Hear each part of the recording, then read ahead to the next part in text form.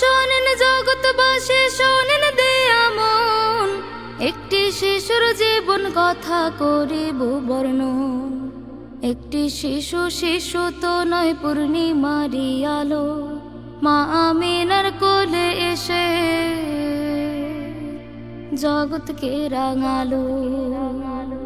জন্ম যেদিন হলো শিশুর মা আমিনার ঘরে, পিতামহ মুত্তালিবের খুশি কি আর ধরে। বক্ষে চেপে নাতির শরীর সেই সে রাঙা প্রাতে, উচ্ছ্বসিত দাদা আসেন কাবার আঙিনাতে।